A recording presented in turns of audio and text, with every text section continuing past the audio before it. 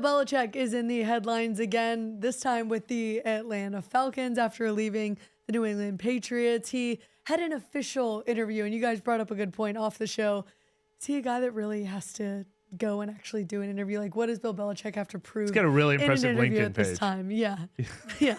Well, we're going to get into who the Saints should be interviewing in our second block, what OCs are out there that the Saints should be eyeing, and also which member of their staff went and interviewed for what would be a lateral move. Yeah, a lot to get into. Look, if Bill calls, you take the call. And that's something that's probably going to happen in Atlanta. There's a lot of smoke there. Dallas opens up, though. You never know. It could be anything. But one place that's always open every morning is PJ's Coffee. They're our presenting sponsor. Make sure you check them out. And if you need a new car, check out my guy, Matt Bowers. Dealerships all over the region. They got the new Ford dealership opening. Well, not the new, but the new building open up on Veterans Memorial Boulevard. We were just looking at the Mustang 5.0s today. Man, they are fire. If you need one, go get them. Best prices, best customer care. Matt will take care of you. That's my guy. So make sure you go check him out. All right, let's hit these ads. The NewOrleans.Football show is proudly presented by PJ's Coffee. PJ's Coffee has some of the best drinks that you can find. They have locations all over the city. They have pastries and everything else you need to get your day started. So go check them out. Are you looking for the perfect engagement ring? Look no further than Friend & Company Fine Jewelers' new engagement salon.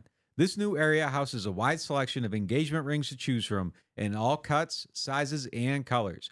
Their experienced staff offer 5-star customer care to help you find the perfect ring to express your love. Visit their new engagement salon today. Friend & Company Fine Jewelers, the perfect ring for the perfect moment and also for the perfect person. 7713 Maple Street between Adams and Burdett Street. 504-866-5433. Friend & Company Fine Jewelers. Check them out at friendandcompany.com. Hardhide Ponchatoula Strawberry Whiskey is an 86 proof blend of aged wheat bourbon, American light whiskey, and fresh Ponchatoula strawberries. Blended in New Orleans, it is not for the thin-skinned. Look for it in your favorite stores, bars, and restaurants. NewOrleans.Football is proud to be sponsored by Firehouse Subs. Make sure you check out their location on Veterans Boulevard. All right, let's get into the show.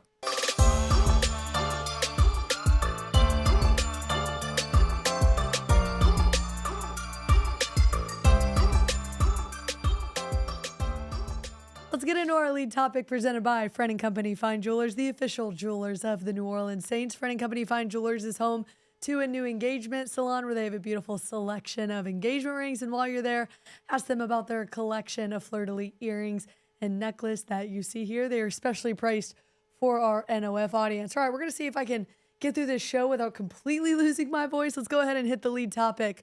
Joel Thomas got an interview with the New York Giants. What's surprising about the interview is that it was, in fact, for the exact same title he has with the New Orleans Saints. So it would be a lateral move. What do you make about the news of this? Well, it means that they're willing to let him leave is what it means. And it means that there's probably changes afoot on the offensive staff. I mean, Joel Thomas, I think, he's been around for a while. He's been a part of the staff for years. So he's been a valued member of it, but this kind of tells me that they're willing to make some changes. And if Joel has an opportunity somewhere else, they'll let him go. So, I mean, I think it's kind of fascinating. I don't believe that the coaching staff was back in the building yet today. I think that's going to be something that happens tomorrow with the assistants. They come in. So, I think that's probably something that if there are changes, it's probably later in the week, not something that actually would have happened today. So just because it's quiet, it doesn't mean anything, that it's completely quiet. I just think that the lights haven't quite turned on this situation yet. I will say, to confirm what you just said, when we were up at the Saints facility today, there was one car only. Dennis Allen rolled in and he kind of was looking at us like, what the heck are you guys doing here? But we're going to keep bringing you the reports 3 days a week throughout the offseason. Some of those will be in this studio, some in the new studio, hopefully soon, and of course some at the New Orleans Saints facility. But very interesting, a guy like Joel Thomas, who I thought we were just talking about him a week ago, that this is a guy they really like. Well, I think anyone on the offensive staff, and I know Nick said that the other night, if you're on the offensive staff, you're in jeopardy or you're in limbo or you're being evaluated. And look, it could mean they're, they are moving away from Joel Thomas, but it could also just mean, hey, we can't promise you anything. We might hire a new offensive coordinator who wants to bring in his own staff. We are going to spend the whole week evaluating, and we might let some coaches go. So we're not going to bar you from other opportunities while the hiring process is going on. But what it does not mean is they have not decided we're definitely keeping Joel Thomas because if they were, then they would have blocked an interview like this. They've blocked a lot of interviews like this in the past, famously like Ryan Nielsen with LSU and things like that. I remember a few examples. I think we were trying to remember specific examples, but usually if you let someone on your staff interview somewhere else, it's not a great sign for like you, because you have the ability to lock them in if you want to. Yeah, when is the last time the Saints let somebody do this? Because as you mentioned, they can block it or they can grant these interviews, right? Yeah, it's not common. Me and Mike were trying to remember. It feels like it's happened maybe once. I thought there was reports of Aaron Glenn and letting him explore something, but then when I read, he interviewed for a couple DC jobs before he finally got the one with Detroit, and possibly something with an elevated title with the Giants or whatever. But I really could not find anyone who specifically interviewed for lateral moves, because it might have been guys who had already been let go at the time when that happened. It's interesting, though, given the situation with the running game this season. And to be fair, you had the 3-game suspension at the beginning of the season for Alvin Kamara, Jamal Williams, Kendre Miller, about more injuries than the Saints probably expected in this season for the Saints. So look, Saints finished 21st in the NFL in rushing offense. What steps can the organization take this offseason as far as improving in that area of the field? Well, I mean, look, it's the run game is built terribly. I mean, it really is. There's a lot of tells in it. I mean, early in the season, it was Lynn Bowden and Keith Kirkwood being on the field together, and you kind of knew that they were running the ball out of those looks just based on personnel. But even later in the season, there were a lot of pass looks and run looks, and you could kind of tell they weren't. What you need to do is you need to pass the ball out of your run looks and run the ball out of your pass looks, and make sure that you don't have these tells and that you're able to make everything kind of look the same. So when you go out there and you do it, and then you run your play action off that, and you have your play action that looks like your run game, and it just makes it very hard to rush a passer. And I think they kind of got there within the last 4 weeks of the season. You started to see some of it come together, but there is a lot more that they can do with that. And, you know, you look at the Packers game, and they kept the Cowboys off just by having a good run game, and they don't have an elite offensive line either. So there's just, or you look at the Lions and the way they build their run game, and it makes Jared Goff look a lot better, and that makes the running backs more explosive. It makes the offensive line look better. I mean, there are a lot of things that you can do with the run game now that you know, just with motion, run game, all this different stuff, the Shanahan influence that just kind of elevates everything a little bit. And the Saints do none of it. And I think it's the worst part of their offense, and I think it's the part of their offense that never got better. There were some glimpses late in the season, but not consistently enough. And even till the very end, I thought their running game was a disappointment all year long. And look, the numbers bear it out. I said this stat, I've talked about this stat a lot, first down runs by running backs. I just feel like it stalled the offense. Every week we watch this team, they were 31st in the league, 3.3 yards per carry. All runs by running backs, 29th in the league, 3.5 yards per carry. And then Next Gen Stats has a stat, running yards per carry over expected, like based on the situation of the game, dead last, negative 0.6. And I think a lot of that is blocking, but that's also run game design. And when we're talking about these assistant coaches, Pete Carmichael got all the brunt.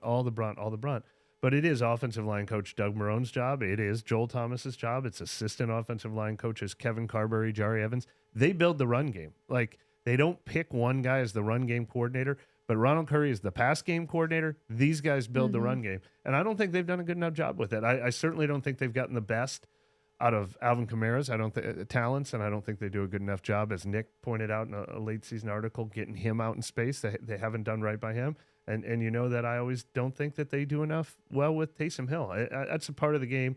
If these are the coaches to do it, they need to do it different, or they need to bring in different coaches. But that's the one area of this team that I think most needs to change. Yeah, here's the thing with Alvin, too. Like, he is getting a little bit older. DA kind of said something about it. But if you look at him, his lower half hasn't gone kind of the way Zeke Elliott or Dalvin Cook's has. Like, when you look at them guys, like, they don't have the strength in their legs to kind of run through tackles, to break tackles, to kind of get through people. Alvin still has that. I think maybe there's a little bit of like the elusiveness of making guys miss straight up is gone a little bit. But like that strength, the ability to kind of grind out yards and run hard is still very much there. You do just have to get him in space. You get him out in the space into the second level, he's going to run through a linebacker. He's going to run through a cornerback. You're going to get more yards out of him. But they just don't do a good enough job of blocking at the beginning of the play to get him into that space. And I think his yards per before contact or whatever was like the lowest it's ever been, whatever. Like, it's just like this, it was too tight. So if they can find a way to get him just a little bit more room to operate, I think all that stuff comes together, and it's just building a better run game. And there was no more disservice done. I mentioned Alvin Kamara, Taysom Hill. How about Jamal Williams? Look, they talked about how he basically became a fullback. They used him a lot as a pass protector, but he was also the quote unquote traditional running back in this offense. If there was a fullback and 2 tight ends on the field, or there 6 offensive linemen on the field, it was oftentimes Jamal Williams, and he had 3 good carries out of that formation all year. I don't know if he saw a hole this season. And if you want more information on how the Saints offense can be built for better success with Derek Carr at the helm next season, Nick just put out an article on NewOrleans.Football. You can go up and subscribe on our website. How it's better if you tell them, given the voice situation. How can a member subscribe? NewOrleans.Football/subscribe. And Beautiful. give him a better run game was number 1 on the list. Yes. Well, and you know what has to do with that? The guys you bring in on the offensive line, which, as we know, has been pretty miss rather than hit for the Saints as of late, which gets to our Martin's question of the day. Martin's is home to a wide selection of hand-picked barrel select bourbon, whiskeys, and more. Martin's is so much more than just wine. All right, the question is, will the Saints finally move on from drafting raw, in quote, linemen with tremendous upside potential? Examples, Penning, Turner, Davenport. It's a very fair question because those 3 guys are all raw guys with potential. They had the size. They didn't have the proven college experience. Some of them switched positions late in their college career.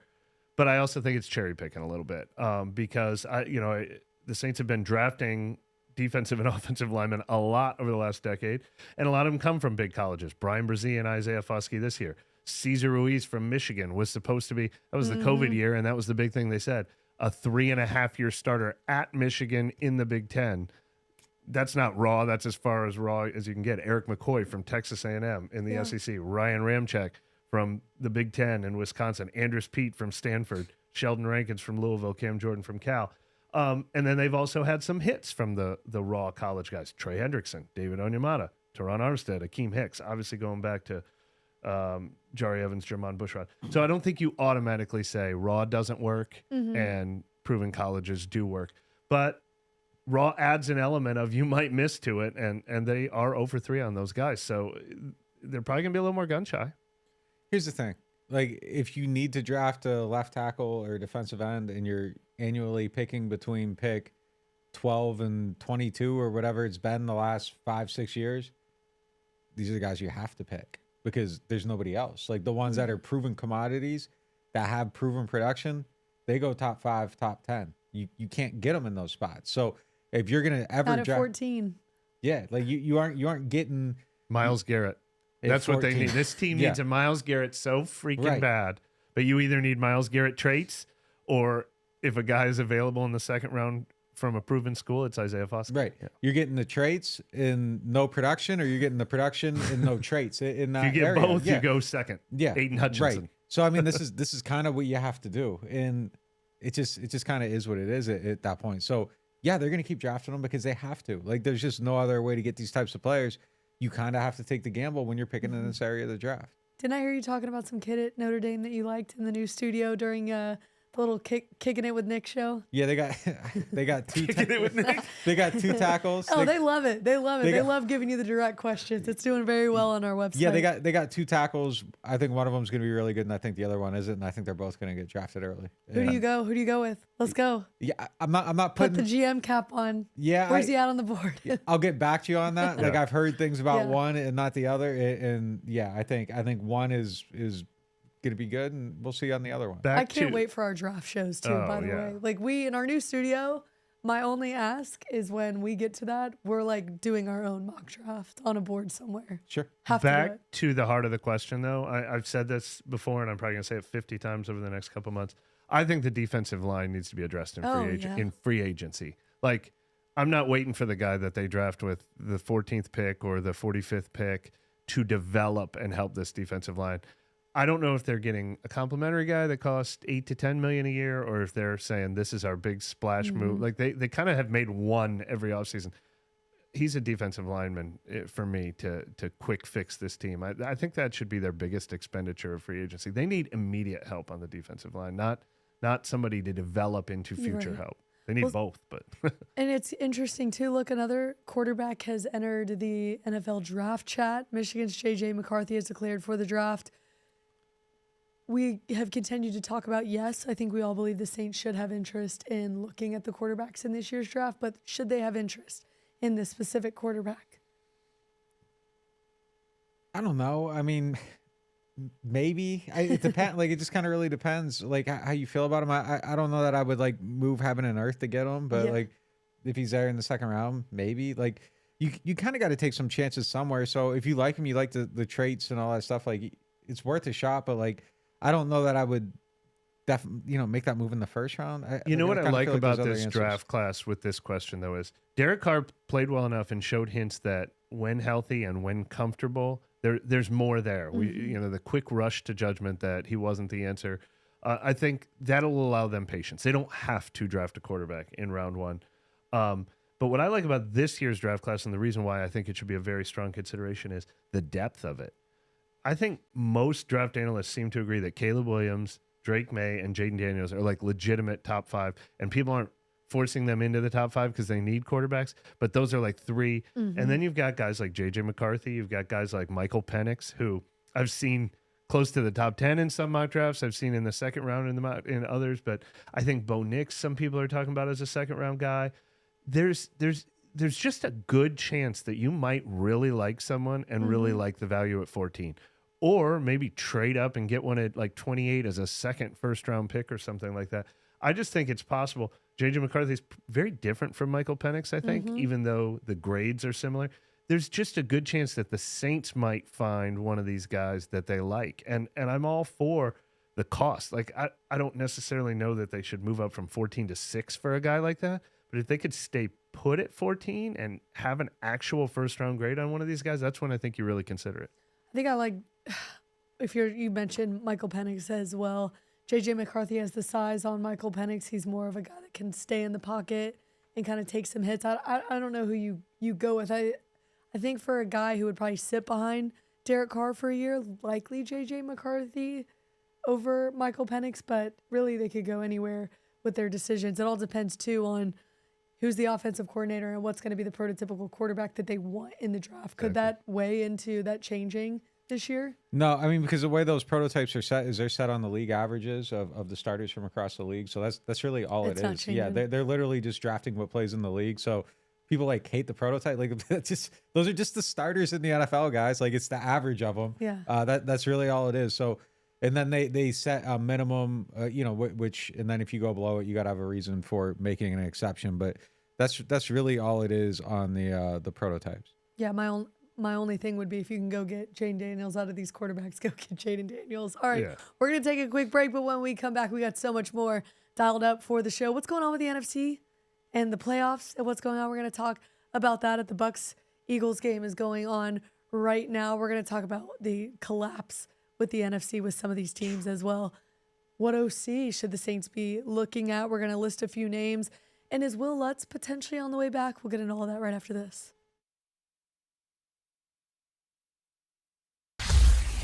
Tis the season for gumbo combos at New Orleans Hamburger and Seafood Company. Enjoy our hot gumbo, fries, and your choice of shrimp, catfish, soft-shell crab, or frog legs starting at $9.99. That's right, $9.99 at New Orleans Hamburger and Seafood Company. Are you tired of renting and ready to own your dream home? Contact Jefferson Financial Federal Credit Union, your trusted source for home loans. Our competitive rates and flexible terms can help make your home ownership dreams a reality. If you're a first-time home buyer or looking to refinance, our experienced lenders are here to help. Our online application process allows you to apply on your schedule. It's quick, easy, and convenient. Visit us online at jeffersonfinancial.org to learn more. Federally insured by NCUA, Equal Housing Lender. Martin Wine and Spirits is home to a selection of hand-picked barrel select bourbon, whiskeys, and much, much more. They are family owned and operated since 1946 and specialize in wine, spirits, gourmet food, gift baskets, catering, and tasting events. They have many locations, so they're never too far away. You can check them out in Metairie, New Orleans, Mandeville, and Baton Rouge, or if it's more convenient, you can always shop online. Whether you're a wine novice or a seasoned collector, you'll enjoy the Martin Wine and Spirit experience.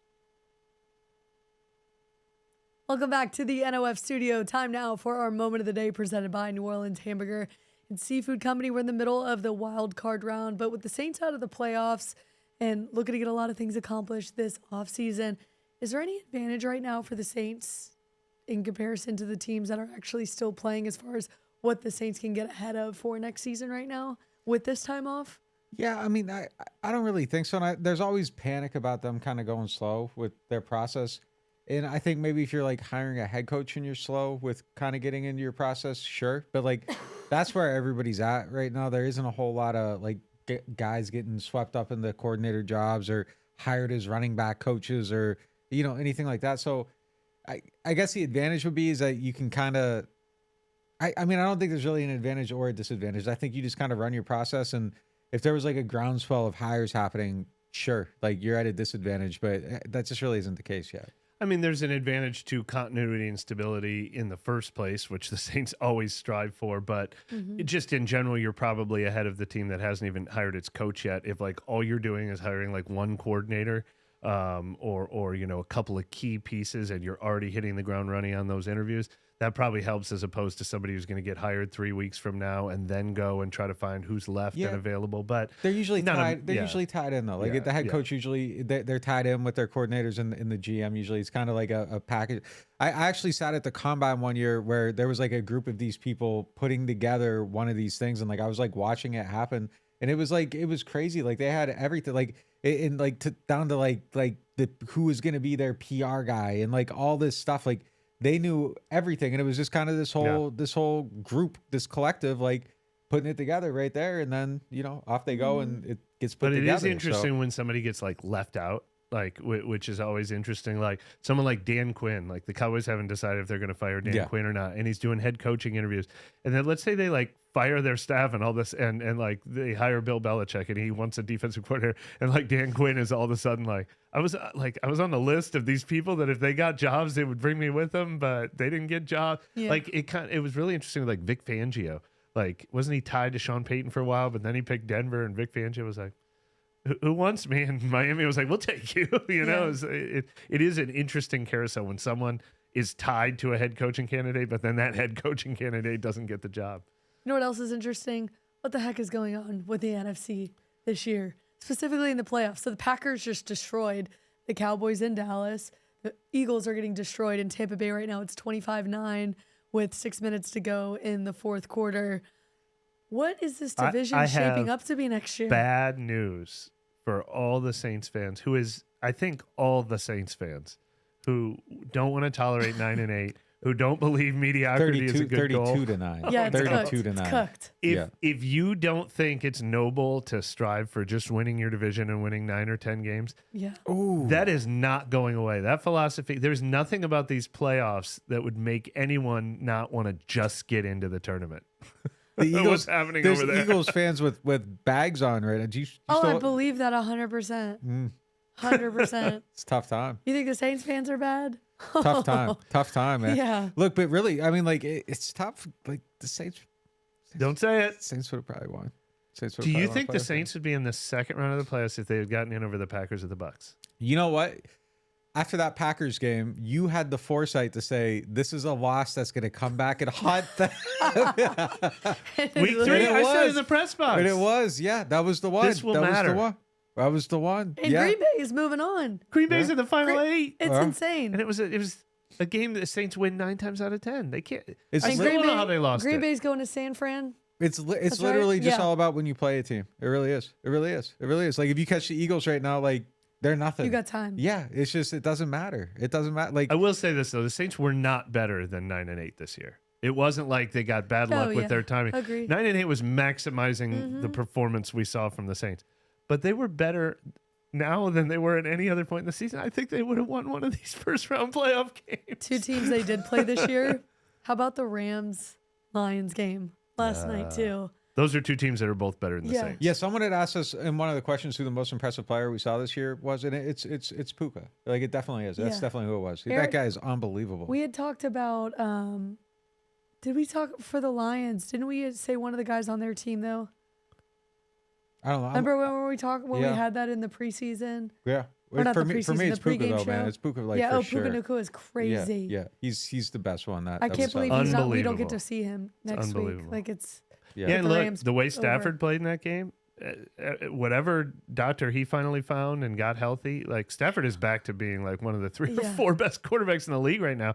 Knocking them out of the playoffs was a serious move. Like that's one of the better teams in the playoffs out of it. I think Jared Goff was the more serious move going back to LA. And he said in his post-game interview, it wasn't a revenge game for him, but you could see the emotion he wore on the sleeve. But credit to Dan Campbell had such a good line at the end of the game when he said, Jared Goff, let's just put it this way. You're good enough for Detroit. Oh, I love that. In the Sell the post-game locker room. T-shirt. Sell the T-shirt. It's so great. It's honestly really cool to see a coach like Dan Campbell who, to be honest, there was a lot of people that didn't take him very seriously when he was talking about biting off kneecaps and crazy stuff like that. But he's a guy everybody in that locker room, the coaching staff, the fans, rally around, specifically in Detroit. If you can get a guy like that who can win and have that bravado and they still wear the grit on there, it's still the same thing they said when they walked in there in day one. We're going to be the grittiest team. I've just been so impressed and so happy to see a guy like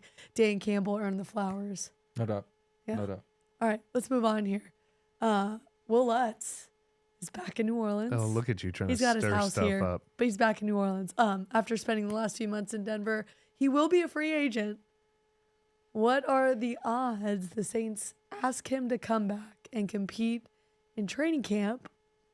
He's not a guy who needs to compete. Yeah, well, here's the thing, and I'm going to use a rough phrase here. Like if they did that, Will would probably tell him to eat shit, and he should. And I don't think the Saints are going to try to move on from Blake Grupe like that. Like I think Blake has earned the opportunity to be the kicker. I think he's the incumbent. Like there might be someone that comes in to like take training camp reps, and the door's always open. If somebody comes in, maybe they play better and you steal it, but I don't think that they're setting out with the objective of like we need to get like a high price guy to compete with him. Well, let me answer my own question. It was kind of joking because you can't ask him to come back and compete after what the man just went through last year. Yeah. Well, three answers to that question. 3, so settle in. No. I'm not ruling out Will Lutz kicking for the Saints again one day. I think he made a home here. I think circumstances could change one day in the future. I don't think he's dead. New Orleans is dead to him forever. But it's not going to be this year, and he certainly wouldn't have to compete for it. He was almost at a Pro Bowl level this year. If Denver doesn't bring him back, somebody else will sign him, and he will be their kicker without needing to compete for it. But I agree with Nick. I think the Saints kind of weathered the storm with Blake Grupe. What they said is, we have to deal with the rookie ups and downs.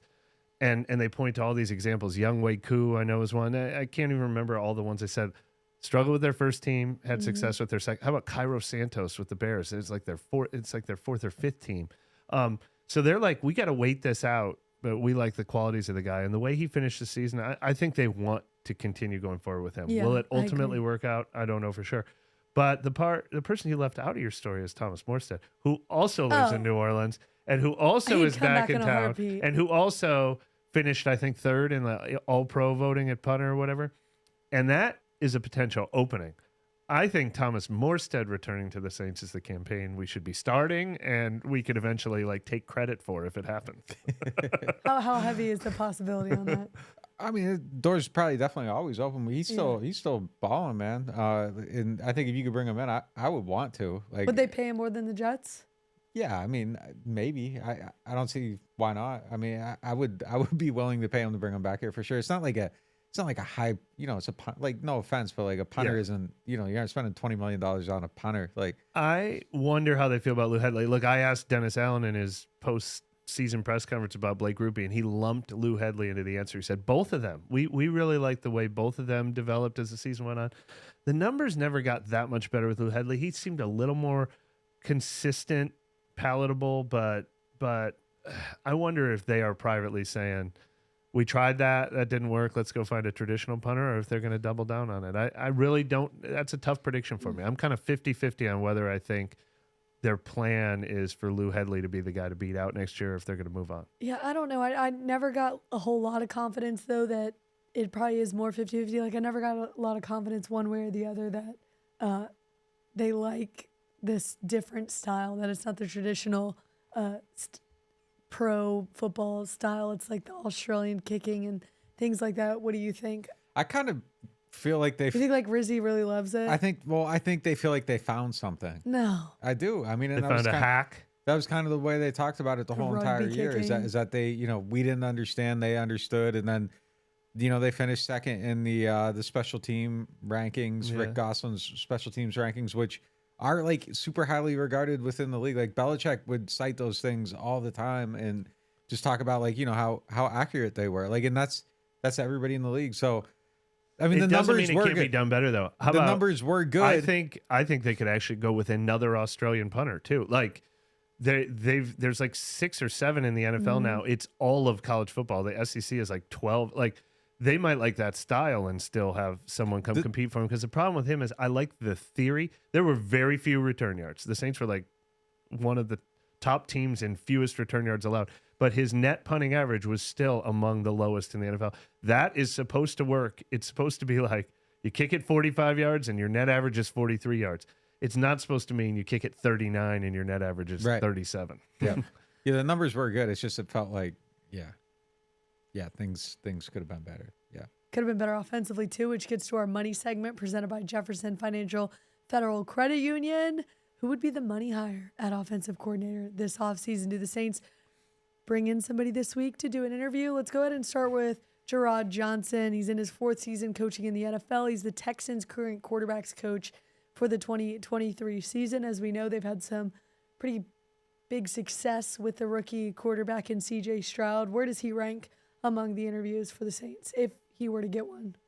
I think he's somebody that you have to like strongly, seriously consider. I mean, he would be right up at the top of my list for me. You get someone that has a little bit of the Shanahan on him now too, which That's the right tree. that's the only tree. That's the money tree.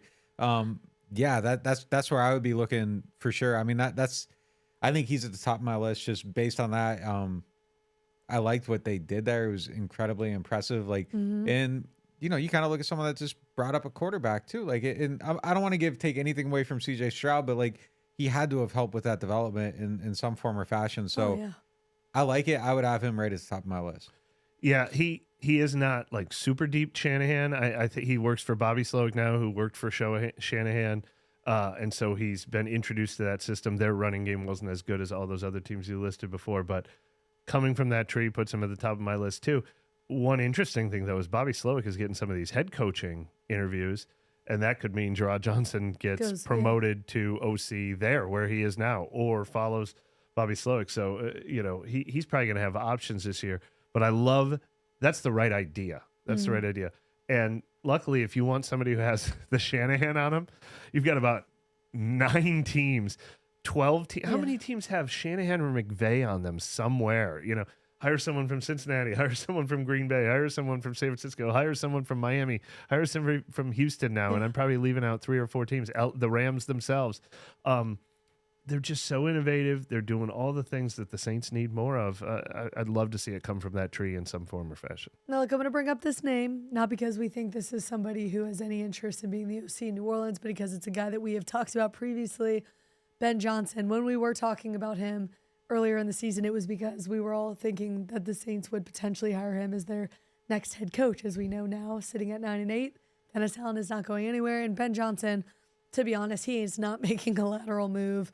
He'll probably take a head coaching job this year. He is definitely probably going to end up as a head coach somewhere. But this gets back to the whole lateral moves happening. That's why it was so odd for us to see Joel Thomas get the lateral coaching interview with the running backs coach with the Giants. But Ben Johnson, I mean, do you rank him as probably top 3 right now as head coaching candidates? Oh yeah, I mean he's gonna have his choice of jobs. Yeah. There's no doubt about that. If he were to come to New Orleans, what could he have brought with him? A good offense, but I mean he's not. He's not coming. Yeah. That is, but yeah, like to bring that point because we do get asked about that all the time. Don't look at other people's offensive coordinators. You're not getting someone else's offensive unless they were the offensive coordinator on a fired staff. And they're an offensive coordinator who's now out of a staff. Like that's definitely possible. You're not poaching someone else's offensive coordinator, but you are looking for the next Ben Johnson without question. All right, another passing game coordinator that is potentially on the hunt. Chiefs passing game coordinator Joe Blaymire. He's his 8th season with the Chiefs. It's his first as the passing game coordinator. He was previously the wide receivers coach. What do we know? What do we like about this guy? That's another good tree. That's another good tree. And actually, I can't believe there's an assistant coach for the Chiefs that hasn't already been someone else's like head coach or offensive coordinator. People have been hiring from Andy Reid's staff to last 8 years there. Yeah, I mean, that's the right idea. Get some of these fresh ideas in here. Yeah. Yeah, no, I agree with that completely. I mean, if you want to always go to a place that has a good pedigree, and everybody with the Chiefs, you know, they usually succeed. It's I don't a good care if offense, it's copying. it's a I good don't care if system. it's stealing. They're creative. Yeah. They're influential within the league. So yeah, that's definitely a place that I'd be looking to. Would it be a lateral move for Joe Brady if he were to come to the New Orleans Saints? He is the interim Yeah. OC, So but no, technically I mean, the QB coach. We'll see what happens with the future there. I mean, they're going to hire him to that job. It's I hard not think. to believe. Yeah. Yeah, I mean, he's had too much success. He's turned it around. They just want a playoff game. It's hard to imagine that they would go another direction with that. But if they decide not to keep him or they're wishy-washy, this would be a type of job that he probably would, he'd be interested in it for sure.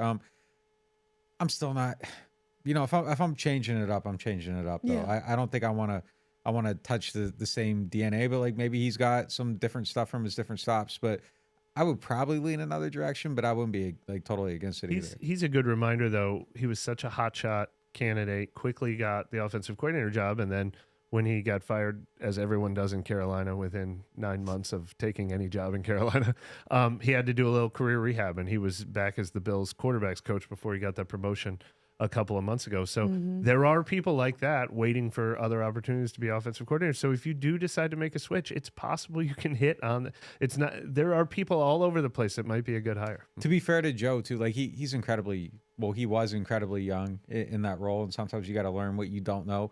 It's just tough for me to forget like Teddy Bridgewater talking about how they didn't practice certain things that they needed to practice in the games and how just disastrous that situation was. It's just hard for me to forget that. But like, again, you can go out, learn, rehabilitate, figure out what you don't know, get your ego checked a little bit, come back a lot stronger. So you mentioned wanting change, and you don't think that if they went with Joe Blameyer, they would be that. So you're ruling out Ronald Curry potentially being the OC? I just think if you're going to change it, change it. Just do it. And that's nothing to do with Curry or anybody else. It's just if you're going to do something different, do something completely different. I mean, like everybody had their hands in this already. Yeah. I just feel like we already saw what they can kind of do. So, I mean, it's tough for me to be against someone that I've never seen in that role, but it's just kind of, if they're going to change, I want to see change. I don't want to see Saints change. I want to see change. I feel the exact same way. I mean, it might be unfair to him. He didn't have the position to overrule anybody. He didn't call plays during the games and things like that. But he was in the room every time they were like, how do we fix this?